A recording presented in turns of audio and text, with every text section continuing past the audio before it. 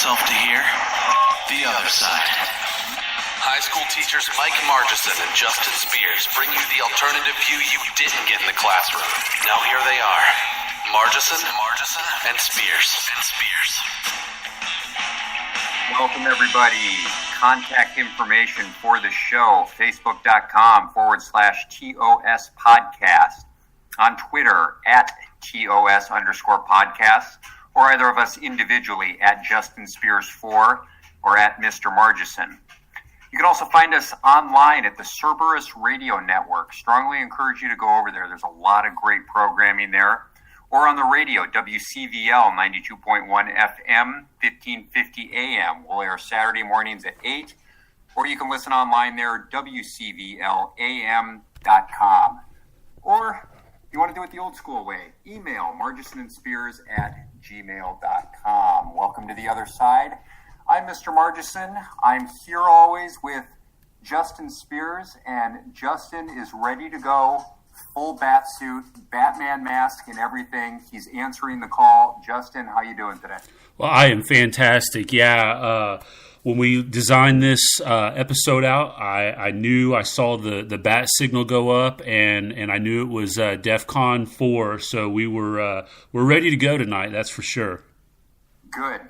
Today we're going to be talking about the Constitution, specifically constitutional clauses. And look, I know that might sound like a little bit of a snoozer right off the bat, but it is crucially important that you understand this. So stay with us, because every time the government wants to reach their hands deeper into your pockets or put their, grimy little fingers further into your paycheck, they are reliant on your ignorance of the Constitution.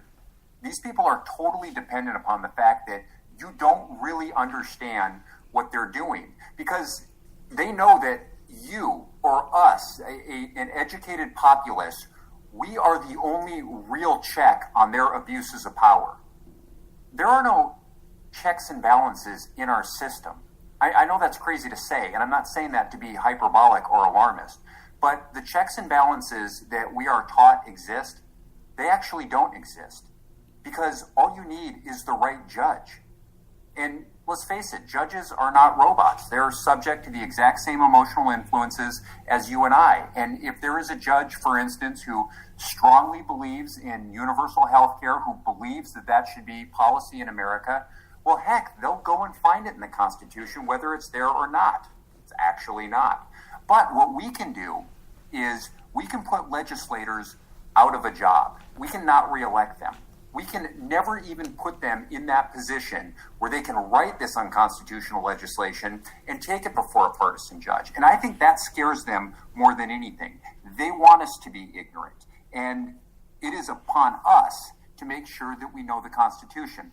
I came across a quote not too long ago. It's from a relatively obscure figure in American history. His name is Ezra Taft Benson. He was the Secretary of Agriculture under Dwight Eisenhower. So this was a while ago. But he says this, he says, "I have faith that the Constitution will be saved, but it will not be saved in Washington, D.C. It will be saved by citizens of this nation who love and cherish freedom. It will be saved by enlightened men and women who will subscribe to and abide by the principles of the Constitution." Now, that is extremely important, you guys. Look, if we want to be free, we cannot be lazy. We have to be vigilant. We need to learn the Constitution, but we also have to insist that it is followed. And if we pass that duty of constitutional interpretation over to the very people who can enrich themselves by misusing it, it's like we're signing our own death warrant. All right, so look, don't turn us off. I promise you this is important. We're going to talk Constitution. And Justin, are you ready to go? Let's get into it.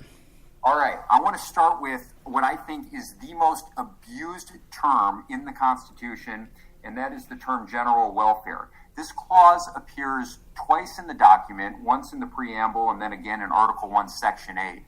And what I want to discuss is, first of all, is there any difference in the meaning between the two terms, given the fact that it appears once in the preamble and then again in Article 1?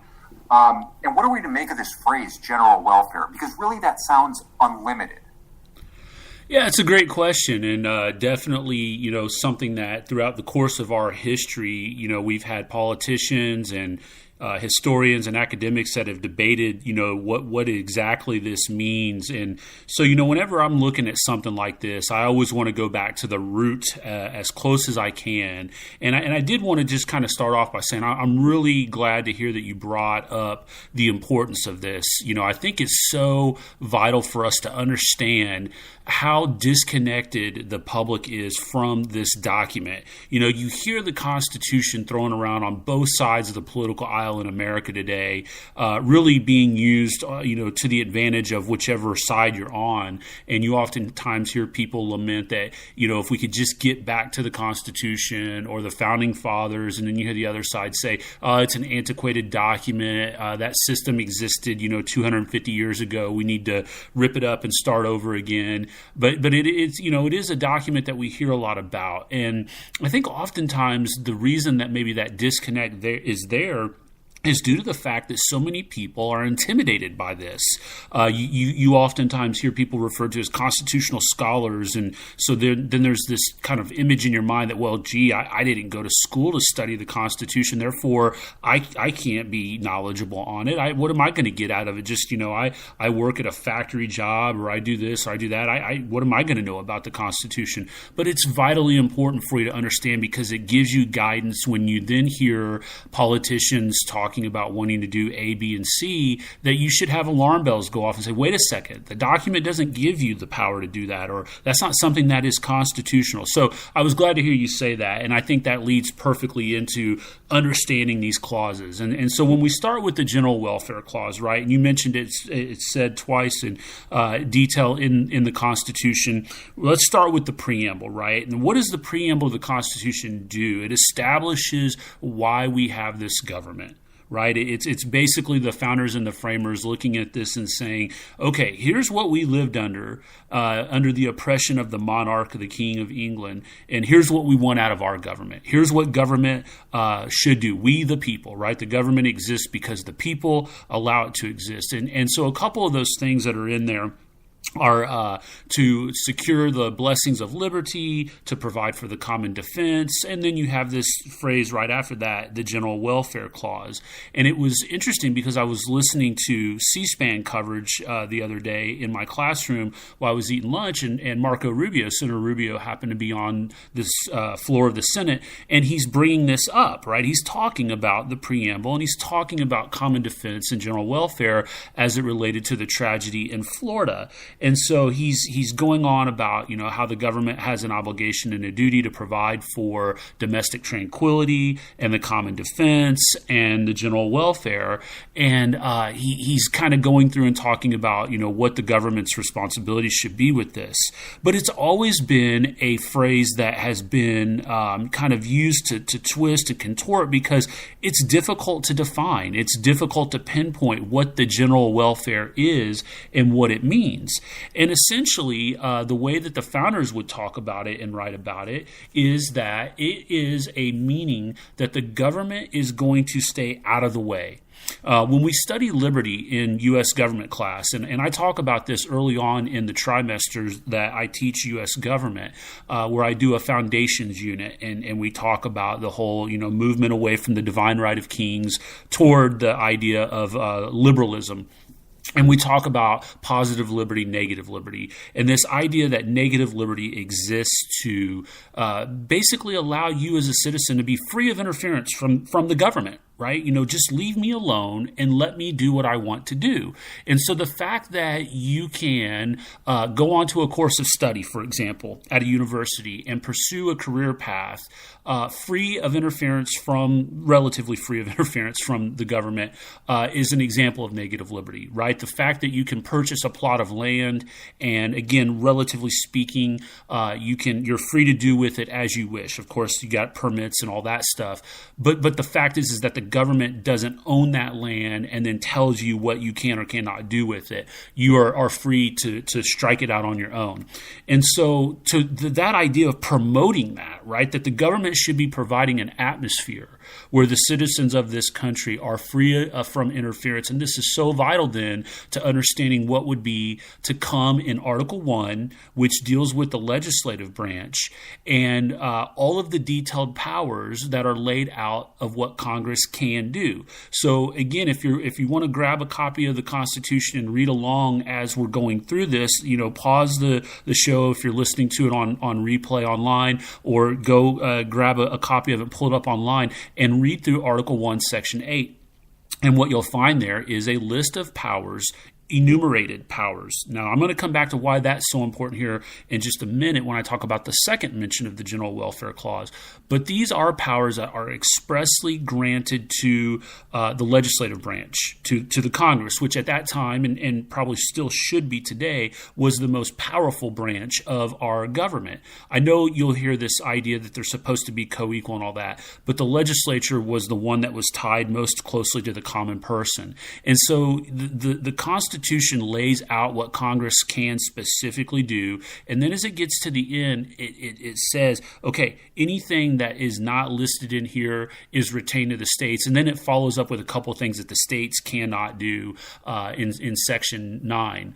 And so it's very, very important to understand that the things that were granted to the government to do were to help to promote the general welfare, right? And we see that as so important in looking at the role of government in our lives. Now, I want to get then, as I mentioned just a second ago, to the second mentioning of it, which is actually at the beginning of Article 1, Section 8, where it's talking about the ability of the government to tax, right? And so that was something that didn't exist under the Articles of Confederation. The government did not have the authority to lay and collect taxes, and that was, the big remedy and push for the new government under the Constitution was to be given the ability and authority to do this. And so that mentioning of the power to lay and collect taxes and duties and imposts, and then to provide for the general welfare. And again, here we kind of have to go back to what we just went through and think, well, okay, what is that? Well, those dollars that are collected through taxation are to then be used in a relatively equal way to help provide for all of the citizens of this country in attaining to what it is, the life, liberty, and pursuit of happiness charge that is put upon us, that the government is there, again, to help you do that. And so when you look at early on in the nation's history, right, and you think about the spirit of the body of the person who came to this country, it was a unique freedom that they were searching for. It was something that was kind of calling out, saying, we shouldn't live under this despotism. We should be free to go do what we want to do. And even after the establishment of the colonies, and we win our independence, the movement westward is the greatest playing out of this that you can illustrate. People were moving away from government. They were moving out on their own, out into the frontier to be left alone and do what they wanted to do. And again, so long as the government didn't interfere with that, that would be an example of providing for the general welfare. Now, contrast that with how the General Welfare Clause gets used today. The General Welfare Clause today gets used and abused to mean that we need to provide health care for citizens, that we need to provide unemployment insurance, that we need to provide food stamps, that we need to provide WIC vouchers, that we need to provide all of these different things to take care of our citizens, which are the absolute opposite of that self-made spirit that we used to have in our country. And it's caused us for two things, really. It's caused us to become dependent upon the federal government. And because of that dependence, we've ceded over a lot of our freedoms and liberties under the guise of the General Welfare Clause, amongst others as well. So that is, in a nutshell, really the impact of the General Welfare Clause and what it has meant to this country over our nation's history. There's another clause in the Constitution which it comes up, I believe, also in Article 1, Section 8, and it's been interpreted, I think, in the wrong way to again give the government some unlimited power, and this is the necessary and proper clause. Does that mean that our current legislators can just do whatever they want, make whatever laws they want, as long as they think that they are, I guess, quote, necessary and proper? Well, yeah, I mean that's the modern version of it. If you pay attention to politicians who stand on the House floor, the Senate floor, they certainly are looking for ways in which they can seize on these vague clauses, right? Necessary and proper. What is necessary and proper? If you were to survey a man on the street type survey and ask, you're going to get different input from different people on what's necessary and proper.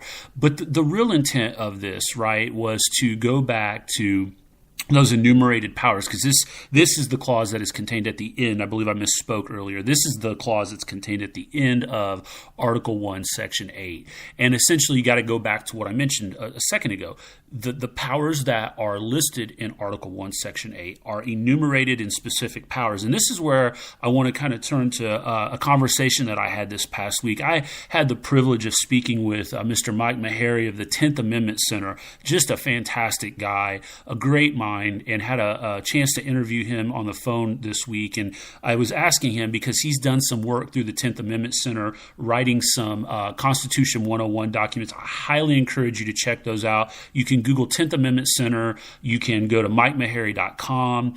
He's got a podcast. He's got another website called GodArchy.com. All fantastic resources if you're looking at a entry level look into this stuff. But I was speaking with him about this topic, and he said, look, the necessary and proper clause is really the best way to give you an antidote with this. Is if I were to say to you, I am going to give you the authority to run a grocery store. I own the grocery store, but I want you to be the daily GM, general manager, running operations of this store. Okay, that is the direction that I've given to you. Implied in that, right, is that I'm giving you the authority to order new product when I run out, that I'm giving you the authority to, if a cooler breaks down, get it fixed. I'm giving you the authority to hire and fire employees to make that happen. I'm not going to spell every one of those things out. And even if I did, within that, there's going to be some inherent power that is granted in doing that. So the necessary and proper clause takes those powers that are granted in Article 1, Section 8. For example, to give you a real constitutional example, the power to create the post office is granted to Congress in Article 1, Section 8. But it doesn't specifically say then that they have the ability to regulate it. And it's been decided that because they had the power to create it, they have the power to regulate it. And so, those types of things are what are looked at. But unfortunately, all too often, politicians being, people who are power-hungry individuals have seized on this vagueness, even when it seems like it's clearly defined. They've wiggled their way through of being able to seize on more power and opportunity here. And you can just see all throughout the documents that were written during this ratification time of the Constitution. I mean, even Alexander Hamilton himself, in Federalist Number 83, writes about the limited power of the federal government as it relates to this Article 1, Section 8 and the General Welfare and Necessary Proper Clause. And I want to read part of what he says, because Hamilton is one of these guys that was in favor of a strong executive, a strong national government. He wanted more power consolidated here. And he said, the specification of particulars, meaning the 18 enumerated powers in Article 1, Section 8, evidently excludes all pretension to a general legislative authority, right? So what is he saying there? He's saying this means they don't have a blank check, right, where they could do whatever they want, because an affirmative grant of special powers would be absurd as well as useless if a general authority was intended. So he's saying, look, this thing is clearly well-defined and laid out in Article 1, Section 8, and nobody with their right mind should think that this gives Congress the authority to do whatever they deem necessary and proper. And so again, to kind of wrap it up in thinking about overall impact here, again, I'll go back to something that Mike said to me that resonated with me really well. in our phone interview where he said, look, this is a contract, right? The states entered into a compact when they created this new government, this new general government. And the people that want to take this document and turn it into a living, breathing document that can be moldable and changeable. He said, think about if you entered into a mortgage this way. Would you enter into a living, breathing mortgage where you could say to the bank, oh, hey, by the way, that interest rate that I agreed on, we need to renegotiate that because really it's not clearly defined that it's going to be that throughout the entirety of the life of the loan, and circumstances change, and maybe I got a raise, or I lost my job, or something happened, and so I need to renegotiate the terms of this mortgage. And of course we wouldn't do that, right? And we wouldn't say we can renege on the terms of what was signed on the dotted line. And so, that is in and of itself something that I think he does a great job of trying to explain and get the people to see in a modern example of what this means. So both of these have been grossly abused to create more power with the general government and therefore take that power from the people. It would seem to me that you're a government teacher. How do the kids respond to this? Just out of curiosity. I mean, this seems to me like it would be items 1 and 2 if I were teaching the Constitution. Yeah, I think that overall they understand it, but it doesn't resonate with them, right? It's like one of those things where when you're teaching a concept and they get it, but then it's kind of like, yeah, but you know what? At the end of the day, Netflix still works, and Olive Garden still has breadsticks, and AMC is still showing Black Panther this weekend. So what's the deal here, dude? Like, why are you going on about this? And so that's the complicated matter here of trying to get the general public, or in this case, my students, to really grasp what this means. And so I kind of want to shift gears here and throw it to you for a second, because I think maybe this might be an area where there would be some resonance with what there's an abuse with the Commerce Clause, right? Where there's another clause here that we refer to as the Commerce Clause. And this is where you start looking at how this has impacted business and our economy. So talk us up a little bit here about what this Commerce Clause is, and give us a little bit of insight in here on how the government has abused this clause. Yeah, the government has grossly misused the Commerce Clause, almost comically misused the Commerce Clause, as I'm going to try and point out here. But commerce is exactly what it sounds like. It's exchange of goods and services. It's trade. And it doesn't mean... The way the modern interpretation now is anything that could kind of possibly conceivably relate to money. And given the fact that money is omnipresent in our lives, basically the government is taking this as, well, under the Commerce Clause, we have the right to literally regulate anything that people do.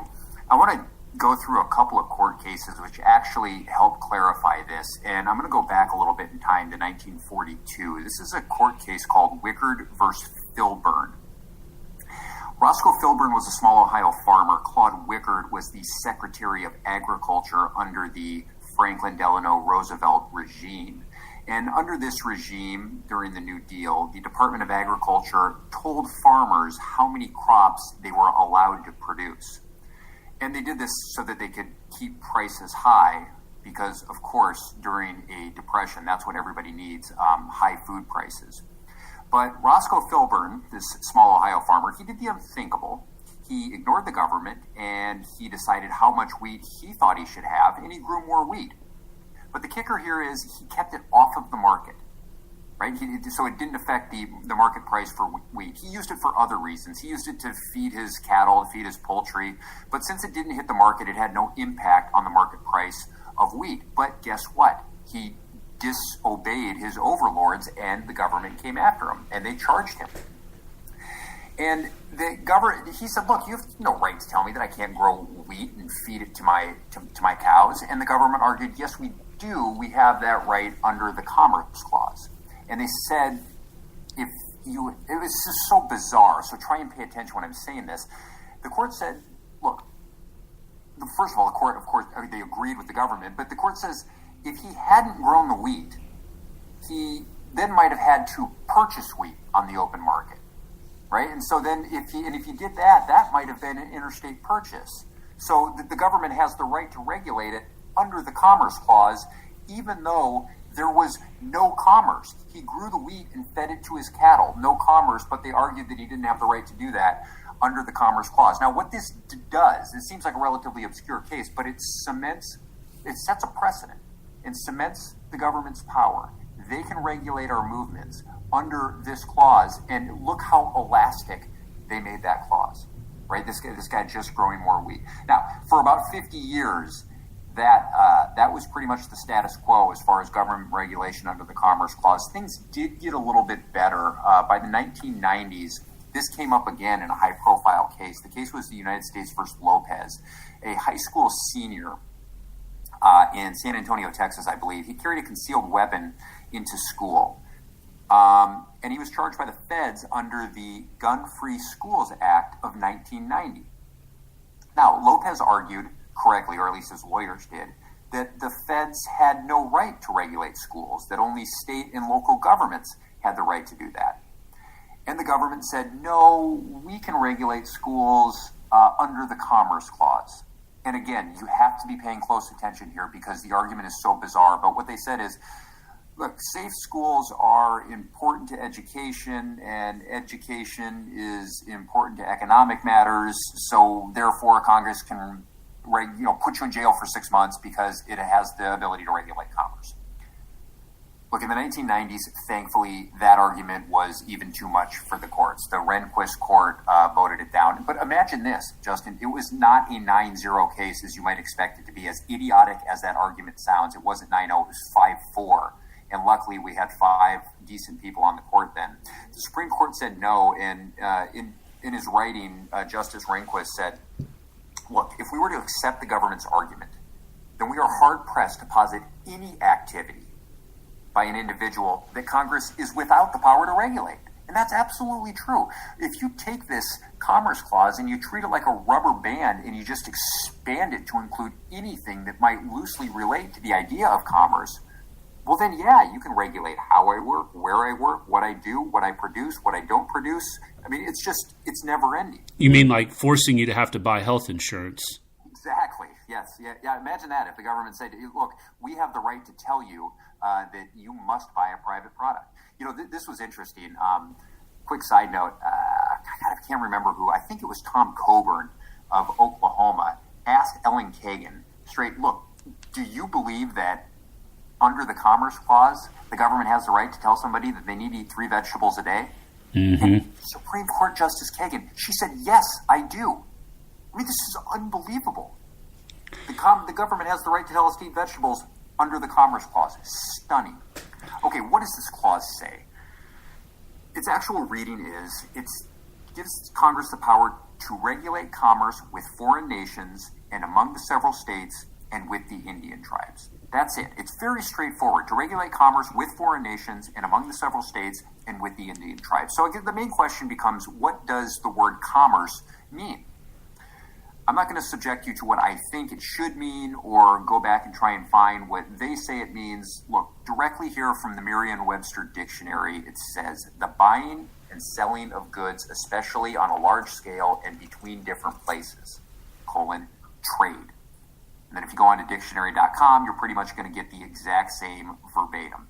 It means trade. And legal scholars, look, they've looked at notes from the state ratifying conventions, they've read through the Federalist Papers, and have concluded that there is absolutely no interpretation of commerce other than trade. It's not mentioned. So very clearly what they meant, what the framers meant here, was that the government had the ability to regulate trade between the states and trade between the United States and foreign nations. Because under the Articles of Confederation, the federal government had no ability really to tax. I don't think that that's such a bad thing, but they really didn't have the ability to prevent New Jersey from keeping, New York's goods out of their state or to putting high tariffs on them. And so in the spirit of the clause, they wrote the clause, it was to, well, first of all, to raise revenue, but more importantly, to keep a free trade zone among the states. In other words, the framers understood that anything impeding free trade and free enterprise was detrimental to the overall economy. And that's true. That's why here in Indiana, we can sell our products, our predominant products like corn, freely to Nevada, and they can take their predominant products like precious metals, gold and silver, and sell them back to us, and there's not these obnoxious tariffs put on them. It's just a free exchange of goods and services. It's better for the overall economy. But nowhere is there any indication that the clause was meant to give Congress the power to regulate anything related to commerce, because in the end, that could literally be anything. Wow. Yeah. Well said. And let that sink in for the listeners out there, kind of leave you with that. Think about all the different ways that the government interjects into commerce using that clause. That's going to have to wrap it up for us this week. If you're listening to us online, we're going to carry this conversation over. If you're listening to us on air on 92.1 1550, we're going to leave it off with that for now.